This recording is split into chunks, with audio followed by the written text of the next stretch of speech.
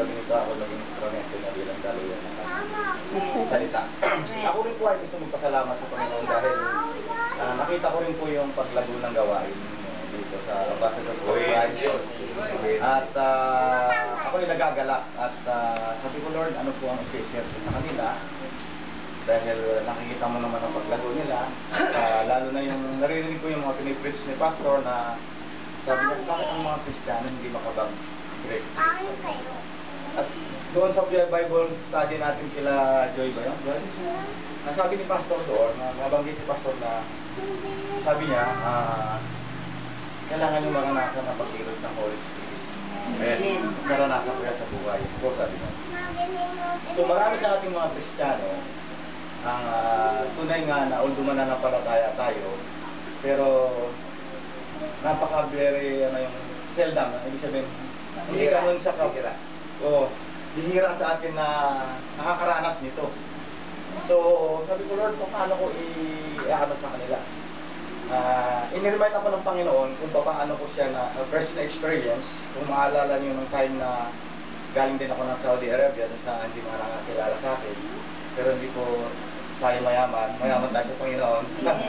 At nakita ko rin kung paano ako binules ng Panginoon. At nakita ko kung paano ako ginamit ng Panginoon na makapag-pioneer ng church. Kaya nga ako ay blessed na blessed habang ako ay ino-obserbahan ko kayo. Ibig sabihin ko paano kayo nagsimula. Nang tawagin ako ng misis ko na sabi niya, Papa, mananatili ba ako dito? O sasama ako si Pastor Wilson? Hindi ko ako nagdalawang isip ng mga time na yun. Kasi narinig ko na rin, hindi ko tayo nag-judge. Narinig ko na rin po siya mag-preach at narinig ko na rin mag-preach pastor ng mga time. So sabi ko sa kanya, ano ang dahilan? So hindi niya malaman ng dahilan, pero nag-pray ako sa Panginoon, sabi ko samahan mo si pastor. So yun. At nakita ko rin po sa pagsama niya kay pastor, nakita ko po yung paglago niya spiritual. So ako po yung nagpapasalamat sa buhay ni pastor at nagamit kayong instrumento sa aking may bahay. At lalong lumakas ang loob niya umawit. Pero yun ang hinihintay ko na makita ko na ako nag-preach ang mag-susunod. Hallelujah!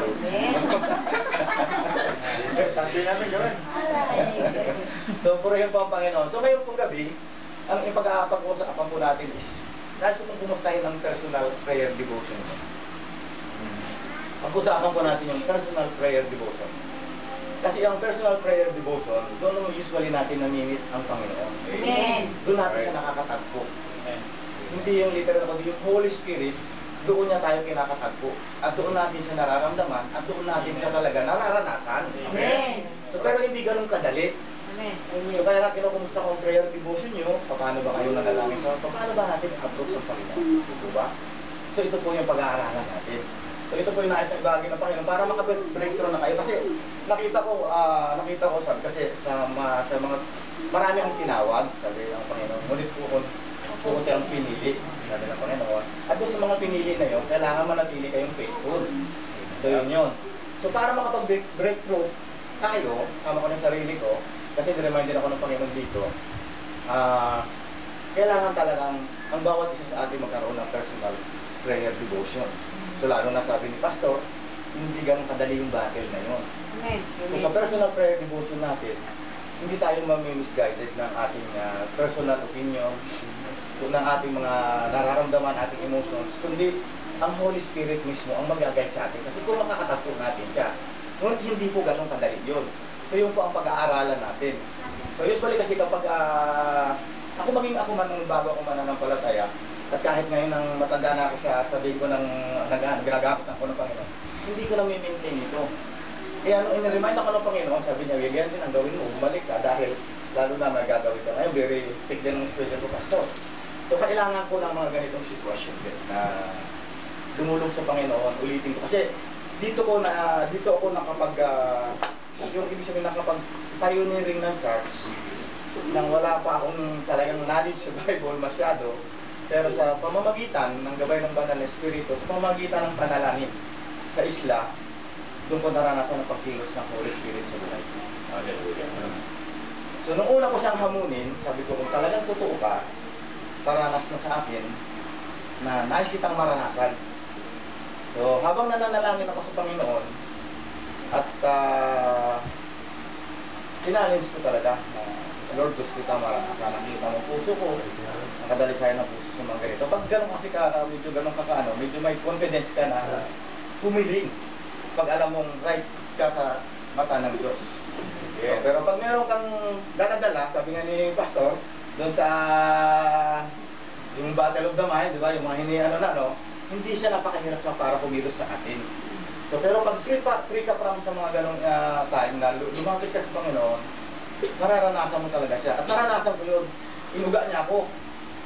So, nung inuga niya ako, umawak ako doon sa upuan na alam mo naman yung kawayan, magaan lang din naman yun, pero kung nakahuluhod ka, sa para nanalangin, hindi mo siguro kakayanin yun para iangat at iwas-iwas na gano'n.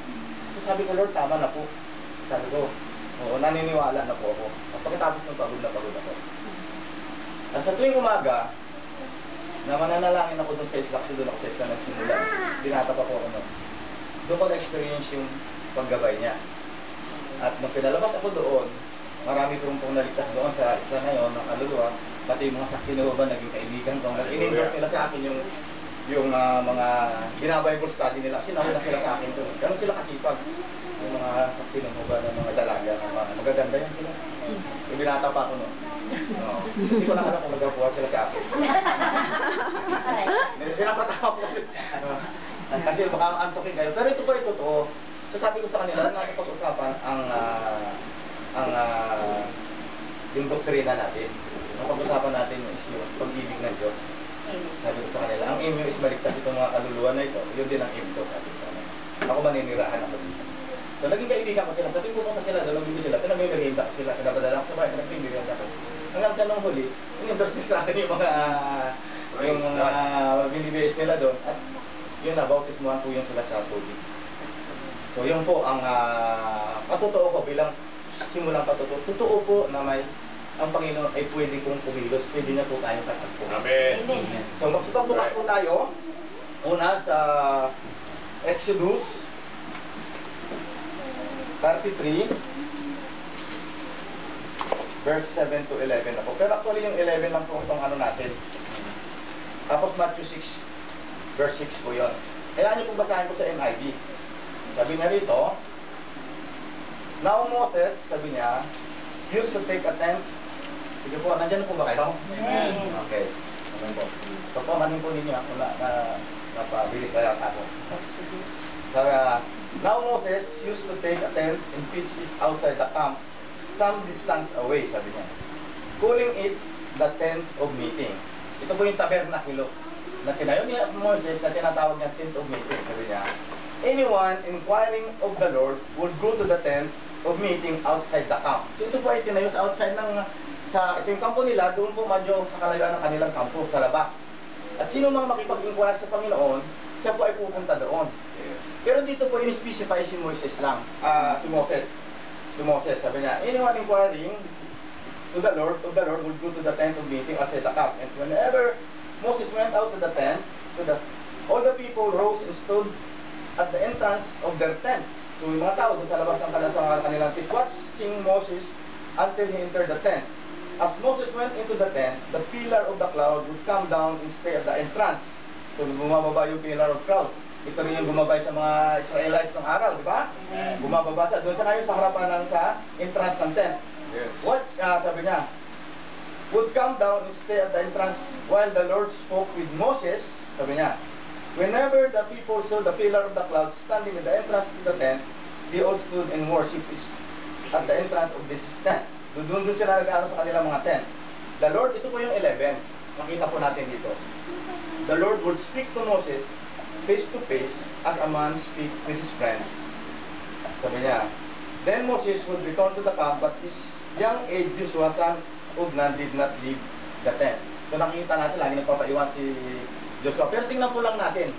So makikita po natin si Moses sa lumang tipan, ito po yung tabernacle na ibig sabihin is gawa ng tao.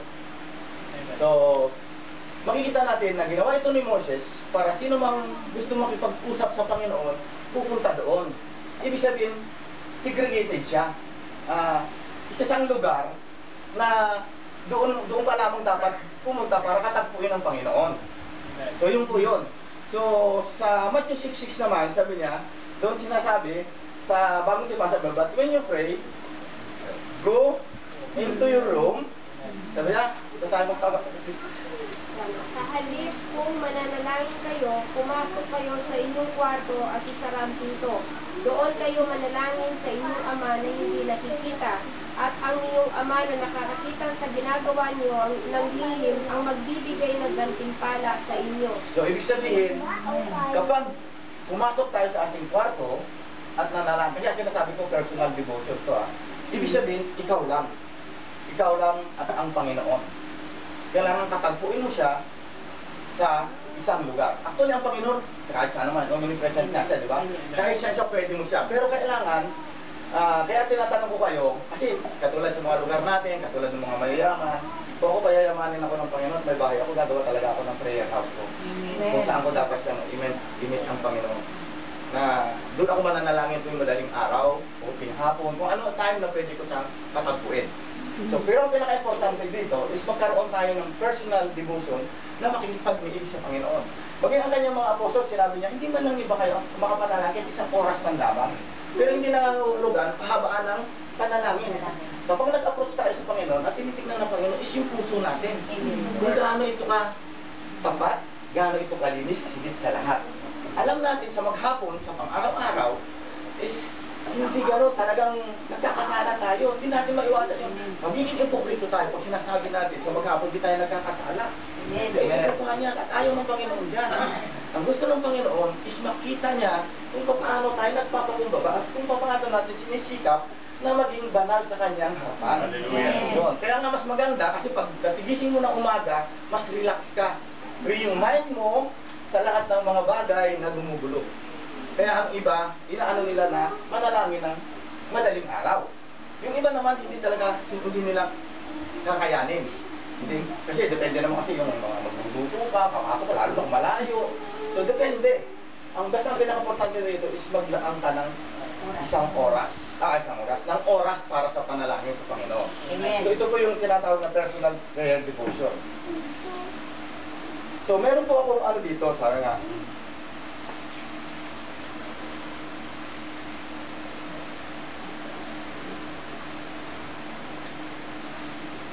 so, unang-una, dapat gawin natin is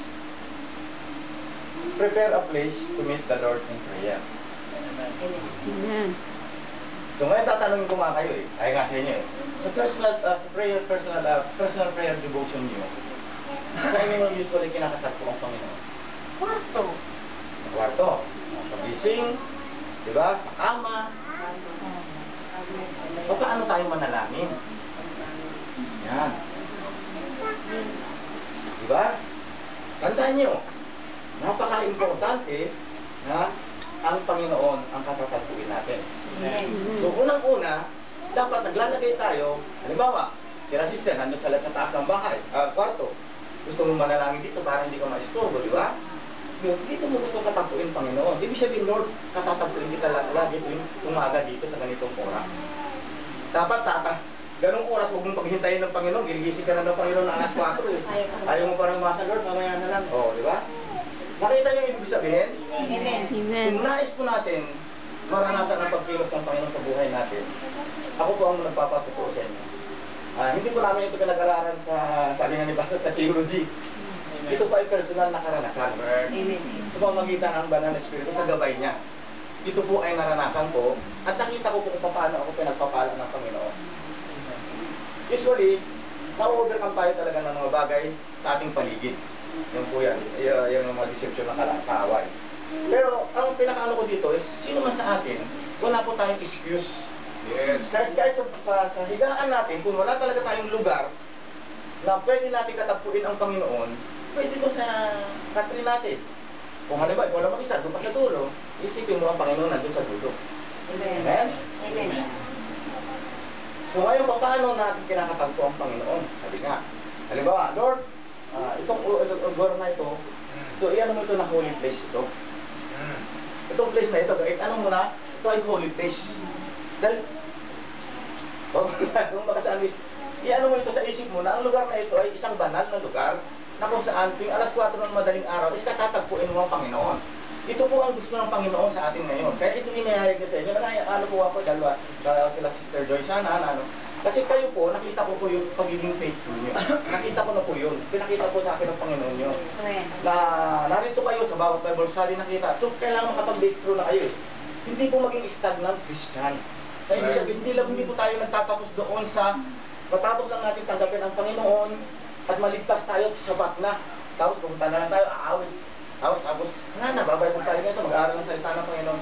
Tapos gusto ng Panginoon, mas bigyan kayo, gamitin kayo sa mas inahanda kayo ng Panginoon, hindi natin alam. Pero ang pinaka-importante ron, para anumang sitwasyon meron tayo, nandun yung confidence natin. Kasi alam mo, kapag dinadalaw ka ng Holy Spirit, at nangusap siya sa'yo, nagbibil siya sa'yo, pag anong paglabas mo ng bahay mo, may confidence ka. Alam mo na nandyan siya. Wala kang dapat ipag-alinlangan. Kaya ako nakapag-pray na ako ng church, nung pinalabas ako ng pastor doon, ng overall pastor namin, sa isla, nag-debrief ang Holy Spirit sa akin, pero sumunod ako bilang pagpapasa ko. Nakita ko kasi yun. Pero Lord, sabi ko, sige, sunod ako. Ano po ba ang gusto nyo? Yun. Diyan sa puno lang kami. Ng bangda. Tulad yung pinapanalangin yung puno, pastor. Naalala ko yun, tinutulak mo. Ako hindi ko na tinutulak, nagsisilong lang. Tapos doon sa terrace ng bahay, nilagyan ko ng tulda. Yung istorya ko nga sa'yo. At doon ko na namit yung misis ko. Hallelujah. Dami naliligaw sa kanya, pero sa akin talaga gusto. Okay, balik po tayo ha. Naano ko lang po kasi, gusto ko lang po kayo. Amen. Pero po, kapag nag-set kayo ng lugar, ang lugar man sa loob ng bahay niyo, ito po yung gusto ng Panginoon. Yes. Ituring niyo na holy place yun. Yes. At pag sinabi niyo, Lord, katatagpuin kita sa oras na ito, siguraduhin mo lang na pag sinabi mong alas 4, nandun ka. Amen. Ngayon, kung ang Panginoon naman kinakatagpo mo halimbawa, sa iyong higaan, siguraduhin mo lang na pag nananalangin ka, hindi ka nakahiga. Amen. Tingnan nyo maigi ito, ha? At subukan nyo lang, halimbawa, subukan nyo lang, ito ang ibigay ko pakita sa inyo ng Panginoon sa ngayon. Kapag siguro, si Mayor Cayetano ang pupunta sa bahay nyo, puno bihis kayo, di ba? Pero hindi ko naman sinasabi na yung kailangan nyo. Ang kasi tinitignan ng Panginoon sa atin is yung puso natin. Amen. Hindi naman na kailangan talaga para magbihis tayo, pero hindi na kailangan magmumug tayo, maghilamos tayo, para naman pag umarap ka sa Panginoon, is maayos. Di ba? Sa akin, hindi na gaano kasi wala nang talaga susuplayin. So, kunting ano na lang, saka harap ka sa Panginoon, although na nakasolve ka na problema mo sa ang puso mo, wasto sa Panginoon. Pero wag natin gagawin na mananalangin tayo sa Panginoon na nakahiga, makipag-usap ka sa Panginoon, nakahiga ka. Very informal po siya, di ba? Amen. Nakuha niyo po ba ibig sabihin? Amen. So, unang-unang dapat natin, yung kapag doon sa lugar na yun, na imimit natin ang Panginoon, Yes. nais ng Panginoon, na nandun yung unang-unang kakapakumbabaan natin. Halimbawa, pastor, yan, upuan na yan. Upuan na yan, pastor, yan, may bumuna. Halimbawa, sister, ginawa mo dito itong lugar na ito. Halimbawa, itong lugar na ito, halimbawa, itong pader ito na nandyan, ha? Ito lang, halimbawa. Kung maglagay ka ng upuan, subukan mo maglagay ng upuan dyan, at lumuhod ka sa Panginoon. Lumuhod ka sa Panginoon, manalangin ka. Ano mo siya na nandiyan siya na nakaupo. O kaya kausapin mo siya, kung gusto mo maglagay ka ng upuan dito, kausapin mo siya as, katulad ng kay Moses, as a man, Face to face. face to face, as a man speak with his friend. Hallelujah. Nakita natin, nakita niyo po ibig sabihin. Amen. Huwag kayong mananalangin na nakahiga kayo, nakakaupo kayo, tapos nakatulog na pala kayo, yung devotion nyo, mamaya gising ka na, nakatulog ka pala. Amen. Amen. Ang pagluhod kasi sa harapan ng Panginoon, nagsisimbolo ito ng pagpapakumbaba sa Kanya na talaga ay makasalanan tayo. Amen. Na kailangan natin ng tulong niya, kailangan natin ng power niya. Amen. Yun po yun. So sa mga bago nating alam ko, kung bagong matanda ito, pwedeng maranasan nyo ang pagkilos ng Panginoon. Amen po ba? Amen. So, ito po yung pinakagusto ng Panginoon. Amen po. Hallelujah. So katulad ni Moses, makikita natin, kaya sabi niya, go to your own room, let to your father and pray. Ang ama mo nakakita ng sekreto, siya ang magbibigay ng biyaya sa inyo. Amen. Sa Matthew 6, di ba? Amen. Actually, alam na ng Panginoon yung ipapanalangin mo sa Kanya eh. Ang tinitignan niya lang sa'yo kung paano mo idudulog sa Kanya yan. Correct. Amen. Ngayon, nagkaroon na po tayo ng lugar. So ano po ang pangalan panananatin po ang ating sarili. Yun. Prepare yourselves or ourselves in meeting the Lord Hallelujah. in prayer. Hindi ka pwede kasi usually, ang ano natin, diretso sa Panginoon, panalangin kagad tayo. Usually, pahingi nga, Lord, pahingi kagad. Di ba? Hinihingi kagad tayo sa Panginoon. Yung pangangailangan natin pang araw-araw, yung protection niya. Usually, yun ang mga hinihingi kagad natin. Amen? So, sa gabing ito, maaaring gusto ng Panginoon na baguhin natin. Amen. Amen. At hinahamon po tayo ng Panginoon ang bawat isa sa atin. Kung nakis natin, sa pagbabalik ko sa after 6 months, babalik na naman po ako. Pakasyon na naman po ako. Hopefully, mayroong magpapatuto sa inyo. Naranasan yung pagkilos ng Panginoon. At pag naranasan yung pagkilos ng Panginoon, huwag kayong matakot. Amen. Huwag kayong matakot. Lalo na pag nakakaramdam kayo ng ibang pakiramdam. Kuminsan, Amen. kumakalabog yung mga... May mga kakalabog dyan. Amen. At talagang gagambalain ka niya. Talagang hihindrance na talaga. Sino sa atin dito, sa pag dumulog sa Panginoon at tumikit ka, at nanalangin ka, nararamdaman mo kagad ang, di ba, pag tumikit ka, sabi nga ni Pastor, yung battle of the mind, di ba? Ikaw pumapasok dyan. Amen. Amen. Hindi dapat maalis muna yung lahat na yan bago ka makapasok doon. Amen? Kaya nga ako, nagbigay po ako ng example. Ito po yung madalian na lang natin i-ano to. So makikita po natin dito, ito yung normal na church po yung ginawa ng tao, yung tabernacle. Sabi nga, meron po siyang outer part kung saan yung basin, yung hugasan, ng naghulo ng bilinis yung mga priest bago sila gumawa ng ceremonial nila.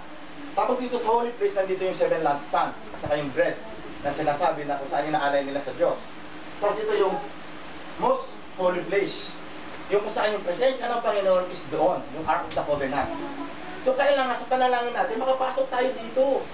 Correct. Kasi nandito itong body, sa body, ito yung spiritual temple natin, yung katawan natin. Amen. Sabi sa Thessalonians 5:23-24, di po ba? Body, soul, and spirit.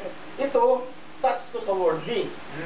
Flesh, sabi. Kaya pag gusto lang ng katawan mo manalangin ka, hindi mo naabot ang presensya ng Panginoon. Kaya hindi mo maramdaman ang pagkilos ng Panginoon. Nandito naman sa soul, yung ating emotions, yung ating mind. So pag nananalangin ka lang, na kinakabisado mo, sabi pa sa paulit-ulit, sa mind mo nakatinim, hindi mo nila naranasan ang ano. Kasi dito, sa espiritu natin, sabi nga ni Pastor sa Romans 8:16, ang banal na espiritu ay nagpapatuto sa ating espiritu. Dito siya nangungusap. Kaya nga sabi sa John 4:23-24, basahin mo. Ating God is spirit, and His worshipper must worship Him in spirit and in truth. Hallelujah. So ayaw ng Panginoon na i-worship lang natin sa sumagitan ng body, ayaw ng emotions, but in spirit. Amen. Para maranasan natin. Dito kasi sa most holy place na ito, minsan lang pumasok dito yung mga pinaka-pataas nilang high priest nila, at pag siya may kasalanan, tinangkalian siya dito eh. At pag siya may kasalanan, mamamatay siya doon. Hilain sa palabas. So ito po ay nagsisimbolo ng atin. So ngayon gusto ng Panginoon na mamit natin siya doon sa holies of holies, which is His Spirit. Kailangan maramdaman natin pangungusap ng Holy Spirit. The Holy Spirit testifies with our spirit. Romans 8:16. So doon po yun, maranasan po natin. Amen? Amen. So kapag nakita mo, naranasan mo yan, hindi ka magiging mas guided ng iyong emotions, hindi ka iyong mga nararamdaman ng iyong mga flesh, yung mga bagay na nakikita mo. Mau-overcome mo ito, kaya nga ito ay magpapasakop dito. Hallelujah. Nakukuha niyo po ba ako? Amen. So ito po yun. Pero hindi po ganun kadali. Pumasok dito sa Holy of Holies. Kadalasan, luluhod tayo sa Panginoon. Uy, wala. Medyo maganda pakiramdam ko si body. O kaya medyo na-bless ka kasi dahil medyo tumanggap ka ng bonus, marami kang pera ngayon. Kaya na bless ka, imusap, dandala ka ng emotion mo. Lord, ang thank you mo. Di ba? Amen. Emotions, ayaw ng Panginoon sa gano'n. Ang gusto ng Panginoon is spirit, ibig sabihin maging normal sa araw-araw na buhay natin. At makikita natin ang kadakilaan ng Panginoon sa buhay natin. That's right. Amen. Makikita natin ang kadakilaan ng Panginoon sa buhay natin kung paano siya kikilos. Amen. Ito po ay nangyari sa inyong lingkod. Pero may dapat po tayong gawin. Hindi po ganong kadali yun. Amen po? Amen. So how to prepare ourselves? Sabi nga. Una, magsimula ka sa worship song. Amen. Amen. Kanta-kanta muna. Huwag ka na makakanta ng malakas, baka batuhin ka ng mga kapitbahay mo, magang-maga. Yeah? Amen. Amen. Amen. Yung, kung alam mo naman na malayo sila, pwede. Amen. Isisang alang-alang mo rin kasi. Kung kaya, kung kasapin mo yung bahay mo, kung makaano mo kasi sa Saudi Arabia, usually, magkakakwarto yun. Kaya dapat, nilalagyan lang nila ng cover yung ano, tapos, manalangin sila doon. Kung ano yung gusto mong kanta na, halimbawa, ang puso ko, huwag ka naman kumanta na, ang puso ko. Talagang yung mga kakwarto mo dyan, baka sa bukas na magkala, sigurado wala ka na doon sa kwarto na yun. So, hindi ka looban ng Panginoon yun. Kausapin nyo sila. Oo. Para prepare mo nga, prepare a place to meet the Lord in prayer. Yun ang una. Amen. Tapos i-prepare natin ngayon ang ating sarili. Amen? Amen. Right. Pwede naman yung kahit tanghali tapat. Katulad ba sister, ikaw, pag wala si mister, dito ka manana mag-isa. Diba? Yung mga time na yun. Na-emit mo ang Panginoon. Meron kayong time. Imposibleng walang time. Di ba? Amen. So yun po. So ngayon, begin the worship song. Medyo, di ba yung Jericho? Di ba? Inikutan lang nila yun, di ba? Amen. So pang 7 araw, sino ba yung mga nauna doon? Mga musicians. Correct. At doon, umawit sila, ano nangyari? Gumuho yung Oo, yung sari. sari ng Jericho. Kasi ang worship song, eh kung sumuka mo, lumulot ka agad sa Panginoon at kumikit at tumulot sa Panginoon agad, sasabihin ko sa iyo, iimputan ka niya lahat ng mga bagay dyan. Maniwala ka sa akin. Hindi mo mararamdaman ng Holy Spirit at napakahirap. Amen. Pero begin with the worship song. Napiprepare nito ang ating puso, Amen. ang ating isipan sa pag-awit. Amen. Amen. So, sing music within your heart or mind. Amen. Diba? Maghang ka lang. Diba? And then, after that, siyempre, forgiveness. Magpakumbaba ka sa Panginoon na alam natin, Lord, magiging ipokrito tayo sa harapan ng Panginoon kung sinasabi natin hindi tayo nagkakasala. Kaya sabi ko nga doon sa mga kasamahan ko sa pastor, mga ipokrito kayo kapag sinasabi nyo hindi kayo nagkasala. Pagtaas na kamay dito yung walang kasalanan. Sabi ko sa kanila, anong nagtaas? Dahil pag nagtaas kayo, palalabasin ko kayo dito dahil ipokrito kayo, hindi kailangan dito eh. Ganun ang ano. Yung para diretsuhan. Amen. Yes. Ang gusto ng Panginoon, lahat tayo mayroong kasalanan, mayroong tayong bahay dumi. Sabi ng Panginoon, sino man walang kasalanan sa iyo, siya ang unang dumagot na baga pumukol, di ba? Wala namang pumukol sa babae. Dahil lahat tayo ay may kasalanan. Iba-iba nga lang. Amen. Di ba? Amen. Pero makasalanan tayo yan ang sabi ng Amen. salita na Diyos. Ang sabi ng si holy, kasi ang ibig sabihin ng holy is, yung humihiwalay ka sa kasalanan, lumalayo ka sa kasalanan. Correct. Hindi nga nahulaga na banal ka, na wala ka ng kasalanan, hindi umiiwas ka, lumalayo ka sa kasalanan.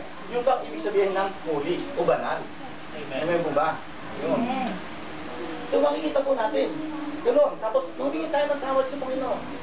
Nabanggit na ni Pastor, di ba? Nung sabi natin, 1 John 1:9, pero huwag naman natin gawing pasaporte lang. Amen. Amen. Sasapakin ko lang ito, patawarin mo na ako. Hindi ganun, di ba? Alam ng Panginoon yun eh. Kung magkasali, ano natin? Ang dugo yun talaga, sabi nga, a broken and contrite heart, the Hallelujah. Lord cannot despise. Amen. Hindi pwedeng tanggihan ng Panginoon ang puso talaga na ang puso na nagpapakumbaba at nagsisisi sa Kanya. Dumudulog. Yun ang gusto makita ng Panginoon. Yes. So kapag malinis na tayo, ito yung sinasabi ko sa inyo. Kapag doon sa cleansing process, there are times may mga mararanasan kayo. Diba? At ngayon, sasabihin ko sa inyo, kung ang prayer devotion nyo is mga 10 minuto lamang o 15 minutos na pag nananalangin sa Panginoon, sasabihin ko sa inyo, kung bakit sinabi ng Panginoon, hindi man lang ba kayo makapanalangin sa akin kahit isang oras? Dahil yun pala ay kukulang. Kapag nasa presensya ka na ng Panginoon, parang ayaw mo na umalis. Hallelujah. Ayaw mo nang umalis. Pero ang problema is yung makapasok nga dito sa Holies of Holies. Ito po yun. So kapag walang cleansing, hindi ka makakapasok doon. Yes. Pero doon sa cleansing process, there are times na kailangan talaga. Ako minsan nung una, mararanasan ko ito mga una 3 araw, hindi ko siya nararanasan. Pero patuloy lang ako. Hanggang sa sabay, susuka ka, may mararanasan ka na iba-iba talaga sa paligid mo maaari. Pero huwag kang maging aware ka doon, basta focus ka lang. Amen. No, focus ka lang sa Panginoon. Hanggang sa maramdaman mo na kapag malinis ka na, wala ka na talagang napakawad mo na lahat. Pagmula nung pagkabata, kung ano pa, inisip mo, Lord, maging sa mga bagay, i-reveal mo sa akin para maingin ko ng tawad. Ganun ang pag-ano sa Panginoon. Yung paglapit sa Panginoon. At kapag naranasan mo na siya, sa susunod na araw na pagluhod mo sa kanya, napakadali na lang. Hallelujah. Hindi na ganun kahit yung hirap nung una, pangalawa panalangin mo sa kanya, pagdulog mo sa kanya. Hindi na ganun kahirap. Madali ka na niyang dalawin. At naranasan ko doon na umaawit ako sa panalangin, kaya nag-singing in the spirit. At sabi ng kapitbahay, ang dami-dami niyo dyan kagabi. Madaling araw doon sa Islayan, yung matanda na kapitbahay ko. Ang dami-dami niyo dyan. Sabi, nag-aawitan kayo kagabi. Ang ganda-ganda ng boses niya. Salamat, sabi ko naman. Pero hindi po ako yung umaawit. Pero alam ko po na naroon sila. Yung mga ganyan.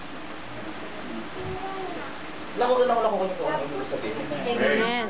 Ito po ang hamon ng Panginoon sa atin. So pagtapos ng ginseng, kailangan nyo na ito po yung invite. Kapag tao sa puso nyo ang pag-invite nyo sa Holy Spirit and feeling ko ito. Come Holy Spirit, Panginoon, kahit na maranasan. Mawit ka. Come Holy Spirit. Kapag hindi po kanya, kung saan makakaramdam ka ng ibang, basta makakaramdam ka ng, parang may ma-release sa'yo, kung maaaring mainit, pero doon sa cleansing process, maaaring mag-review ka doon, maaaring may mga deliverance kasi pwede ka mag-review ng mga gumagambalang espiritu sa'yo. Amen. I-review mo, kasi talaga may mga kakalabog dyan na hindi naman nagagalaw dyan. Meron talagang distractions talaga. Pero ako, kung ako sa inyo, maghanda kayo ng plastic. Dahil kung minsan, maaaring sumuko ka sa umpisa. Kung maaaring gumura lang kayo ng gumura. So, mag-release lang kayo. Minsan may maaamoy ka na parang mabaho na lumalabas sa iyo. Pag nagki-cleansing ka. Ibigay mo talaga, ibigay mo sa Lord, and then ang spirito ng lust of the flesh, I rebuke in the name of spirit. Jesus, by the power of His blood. Talaga, ano mo, kung sincere kayo na gawin ito, at doon yung mararanasan, kapag na-release kayo sa bagay na yan, napakagaan ng inyong pakiramdam. Kapag alam nyo malinis na kayo, invite mo Holy Spirit. Hallelujah. Kapag hindi siya pumunta sa iyo, ibig sabihin merong pagkukulang. Pero magpatuloy lamang kayo. Gawin nyo ulit sa sunod na araw. Masya lang. Amen? Amen. Amen. So invite nyo. Tapos, maghintay po tayo na, halimbawa, na-infill na tayo ng Holy Spirit. Yun yung time na hindi na tayo kontrolado ng ating mga emotions, ng ating mga nararamdaman. So hindi na tayo may-misguide ng mga ito. Hallelujah. Kaya na si David mismo, sa Psalms 5 verse 3, sabi niya doon, ako po nananalangin sa umaga para presko, at naghihintay siya ng katugunan ng Panginoon, hindi siya basta-basta tumatayo. Yes. Sa atin, pag, Lord, in the name of Jesus, ingatan mo po ako, tapos tayo. Thank you, Lord, tayo na. Ito po ba ang nangyayari sa atin? Amen. Most of the time. Amen. Ito ba? Amen. Alam po ng Panginoon niya. Ito ba? O hindi talaga tayo nananalangin na? Di ba? Dalawa lang naman yan eh. Di ba? Oo. Amen. Pero nais po ng Panginoon na maka-breakthrough na tayo. Amen. May good news po ako sa inyo. Habang nananalangin ako sa Panginoon, kasi plano ko na lumipat na kami ng aking may bahay doon sa Cavite. So, isa lang tulad ang mali ko dito kasi nung kumuha ko doon sa eagerness ko lang yata na magkaroon ng bahay. Ura-urada. Ito po yung mga mali. Kaya kung saan wait upon the Lord. Kailangan idulog sa prayer yung mga pinapanalangin natin ito. Dito sa personal devotion ito. So nung nanalangin ako ng isang araw, sabi ko, Lord, hindi naman kayang bayaran ng 5,000 o 7,000 na binabayaran namin dito sa bahay, kasi namin dito sa bahay. Para kunin ko siya yung gifts na binibigay mo sa aking may bahay. Yung kanyang natututunan. Hindi ko kayang bayaran yun. At nakikita ko naman yung kasayahan niya. Pero hindi ko sinasabi sa kanya ito. Pero sabi ko lang sa kanya, mag-stay pa tayo dito. Hallelujah. Napundugan ng Panginoon na makahanap kami ng matitirahan dito. Maaring dito na kami. Amen. Amen.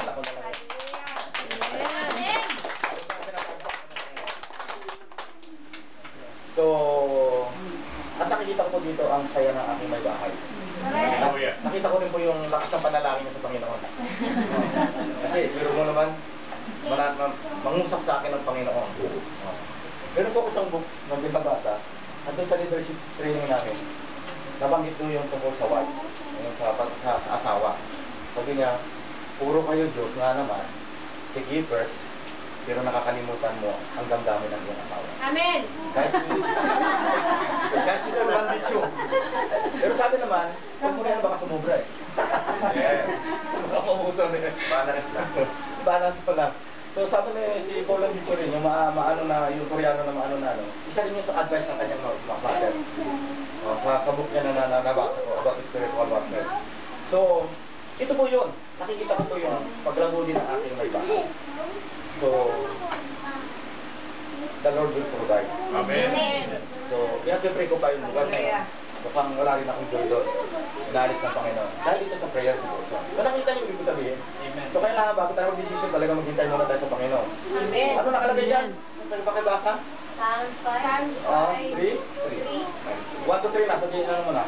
O Panginoon, pakinggan po ninyo ang aking mga dalangin at mga daing. Sa paghingi ko ng tulong, pakinggan niyo po ako. Dahil sa inyo lamang ako dumadalangin, Hari ko at Diyos ko. Verse 3, sa umaga, O Panginoon, dinadala ko ang aking mga hiling at dinirinig niyo ako sa inyong kasagutay, naghihintay ako. Sa aking kasagutay, sa inyong kasagutay ako naghihintay ako. Ano pinagmuni-muni ko yan eh? Sabi ko, Lord, bakit sa umaga? Eh, paano ko wala? Kasi sa umaga talaga, fresh yung isip mo pag-iisip mo. Amen. Amen. Free ka doon sa mga trabaho, yung mga dating nakikita mong ayaw mong makita. Nandun pala sa isip mo yan eh. So sa pag tumulog ka, nag-rewind yung isip natin. Nag-rewind yan. Amen. Inaalis niya yung mga masasamang ano dyan, inaalis niya, nagre-rewind niya, nire-rewind niya. So pag gising mo, fresh ka, madali kang makapasok sa presensya ng Hallelujah.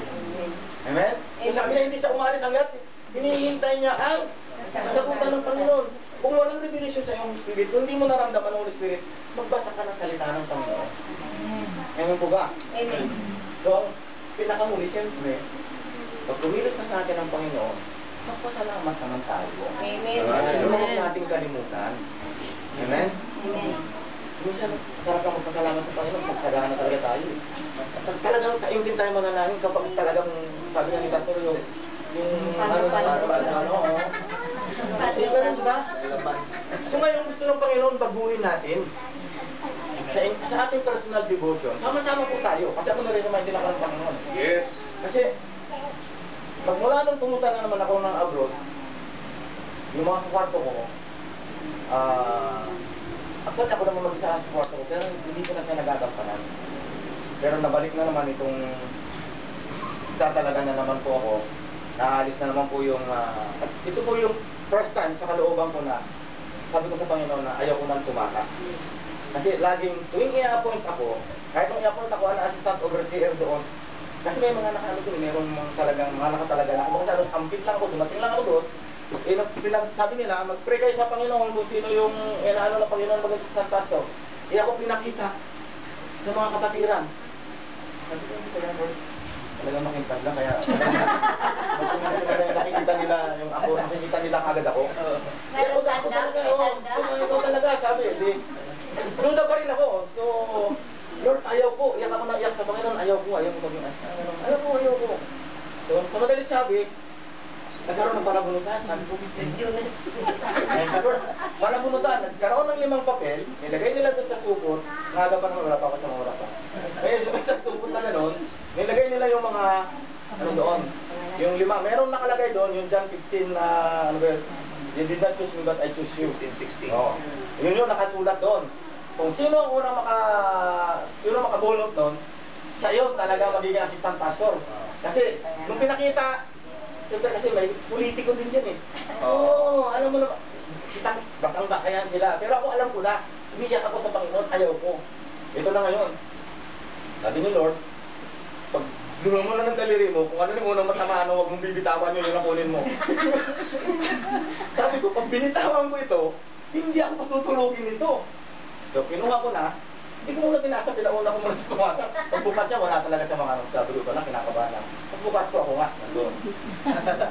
Ngayon po, uuwi na po yun. Yung pinaka-overseer doon. Uuwi na po siya. At ako po ang tinatalagang overseer. Hallelujah. Amen. Although na, ang sitwasyon nila doon is, meron silang kakaibang ano lang. Yung head ng, pinaka-head ng church, maganda po ang puso niya. Kaya lang, isa po siyang mekaniko, at pero binilis po siya ng Panginoon. Sa kumpanya nila, 23 years na po siya, at talaga makikita mo yung ano yung pili sa kanya ng Panginoon, na hindi rin po siya galing ng theology, pero makikita mo po, kapag nag-altar po siya, at saka makikita mo po yung bless ng Panginoon. Kaya lang yung kanyang assistant is sa education, na sobrang higpit talaga, kung siya na-overcome ng kanyang knowledge. May pinag-aralan po yun. Yun po yung lagi nakikita ko. Nung bago ko doon, lagi sila nagsisigawan. Yung sigawan niya, sabi ko na kayo, sabi ko, ang ginagawa ko doon, pinipress ko po yung salita ng Panginoon na bilang maging halimbawa. So, unti-unti naman tinamaan at nagbago na ngayon. Hallelujah. Hindi na sinisigawan pagkaharap ako. Sabihin na lang nila. Hindi po, nagbibiro po ako. Huwag sumilalagay sa YouTube yan. Baka mapanood nila. Pero yung po ang katotohanan. Yung po ang katotohanan na tinanggap ko na. Sige na, kung na magpaparang, Lord, nandiyan naman kayo at kung ano ang magagawa ko. So, hindi ko pa po alam kung ano gagawin ng Panginoon. Pero hindi rin po ako pwede magsalita ng tapos.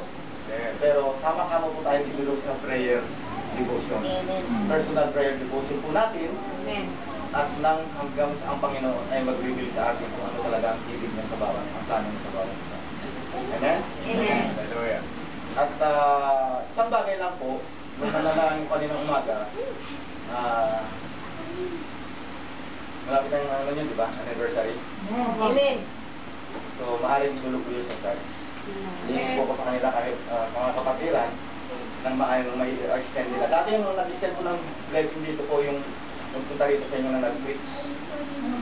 Yung pong nag-extend ng blessing dito sa pinadala po namin dito.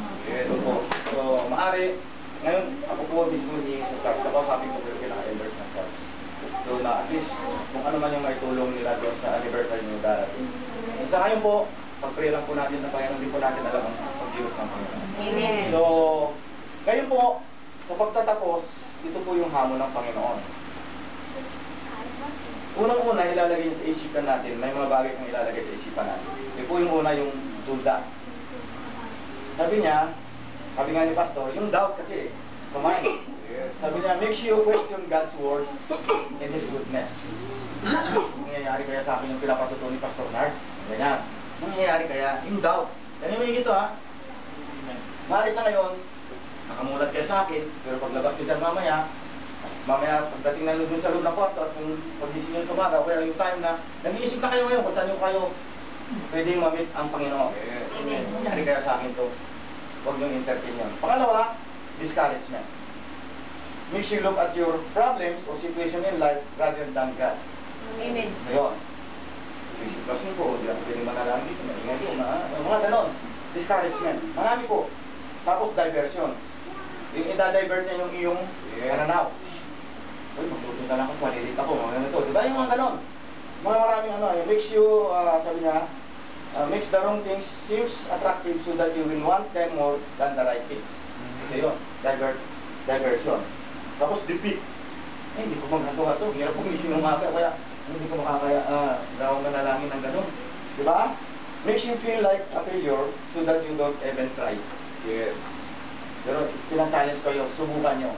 At hanggang sa pagbalik ko after 6 years, I do believe, 6 months, 6 months, in the name of Jesus. Ay, naniniwala ko after 6 months, meron mang isa na magpatotoo. Amen. Correct, correct. Naranasan nila at nakatagpo nila ang Panginoon. Amen. Tapos yung delay, sa kadalang gagawin niya. Yung makes you put off doing something so that it never get done. So ito yun. So, ito po yun. So, personal prayer devotion po is napaka-important. Amen. Naroon po ang Panginoon at kikilos po siya sa ating buhay. Amen. So, kailangan lang po ay mag-prepare tayo ng isang lugar, i-prepare natin ang ating sarili, o sa atin po natin ang Panginoon bilang nakipag-usap tayo sa tao. Katulad ngayon, nakipag-usap kayo sa akin. Nakaganyan ako, kung kayo nakatayo ko dito, o kaya kung ako bilang as a friend. Huwag kayo mananalangin na nakahiga kayo. Yes. Parang, lalo-lalo na sa pahigaan, yung mahiga ka na, Lord, salamat ito. Wag po. Panginoon po yun. Ano pa kaya kung si Mayor ang pupunta sa inyo at kakausapin, nakahiga ka pa rin mag-usap kay Mayor, ano ang gagawin ni Mayor sa'yo? Di ba? So, God more all ang ating Panginoon. Yes. Di ba? So, palakpakan po natin ang Panginoon. Papalain po tayo ng Panginoon. Tayo po ay manalangin. Thank you. Tayo tayong lahat. Thank you, Lord. Amang banal, salamat po Panginoon sa iyong salita. Tunay nga po Lord na napakabuti mo. Amen. Wala kang katulad Panginoon. Yes. Lord, I just pray Panginoon na tunay nga po Lord na ano man ang aming narinig sa gabing ito Lord, ay hindi po ito kabalik Panginoon ng walang kahulugan. Amen. Lord, sinabi mo Panginoon na nais mo sila to aim high Panginoon. Yes. Na hindi na lamang po basta makontento lang kung ano po ang kinakatayuan nila ngayon. Yes, yes. Dahil Lord, batid po namin More, na gagamitin mo more. sila Panginoon. Kaya Lord, More of pinahintulot mo Panginoon, ang salita mong ito Panginoon, batid ko po na dahil may plano ka sa kanila, at nais mong mangusap sa kanila clearly Panginoon, at nais mong iparanas Panginoon, na tunay nga po Lord, ikaw ay Diyos na buhay, at nariyan Panginoon, at tunay nga po Lord, na mararanasan nila ang iyong pagkilos sa kanilang buhay. Hallelujah. Lord, kailangan po lang namin na turuan mo kami kung paano kami lalapit sa iyo ng magkadalisayan. Hallelujah. Lord, ano man ang napag-aralan namin sa gabi ito, Lord, pinagsisilaw po namin ito sa banal na dulo. At Panginoon Kristo, Lord, at tunay nga po, Lord, i-bless mo ito na iyong mapagpalang kamay. In Jesus' name, Amen.